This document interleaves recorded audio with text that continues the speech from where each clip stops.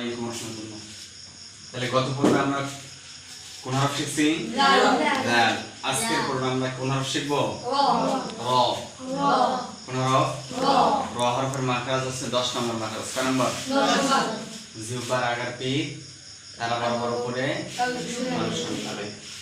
ঠিক আছে? র।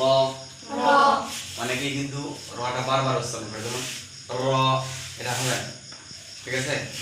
এটা উচ্চারণ করলে তাহলে আমাদের র অনেকবার উচ্চারণ হয়ে যাবে। ঠিক আছে? তাহলে আমরা এই বিষয়টা খেয়াল রাখবো।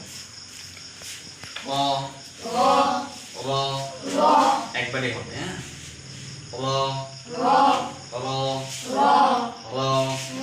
মোটা হবে। কি হবে? যেহেতু র হরফে জবর পেশ হলে কি হয়, র হরফটা মোটা করে করতে হয়। সেক্ষেত্রে আমরা কি শিখবো? মোটা করে শিখবো। কি করে?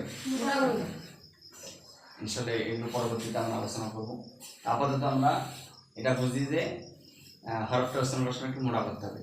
র র র আসলে কিন্তু র হরফটা কিন্তু মোটা না, এটা জবর হওয়ার কারণে মোটা হইতেছে। এটা খেয়াল রাখবেন। হ্যাঁ, অনেকে হয়তো ভুল বুঝবে। আসলে র হরফটা মোটা, র হরফ মোটা নয়। ঠিক আছে? মোটা হরফ কয়টি?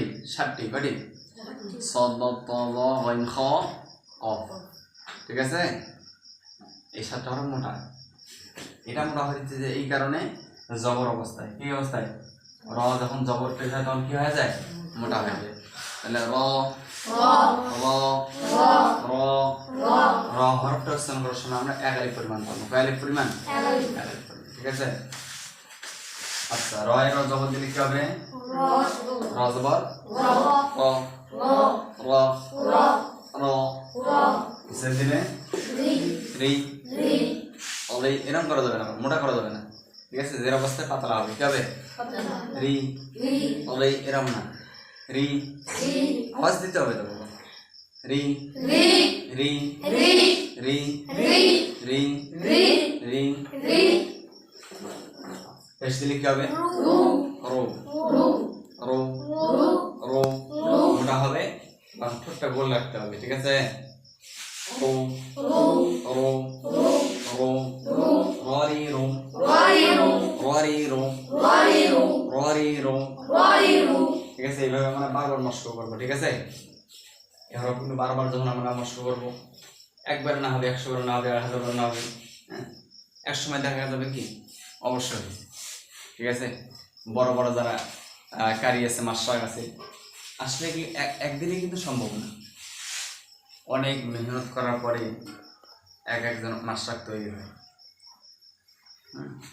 অনেক বছর ধরে প্র্যাকটিস করতে হয়, এই জন্য এই হরফগুলো 1-2 বার মস্ক করলে কিন্তু হবে না।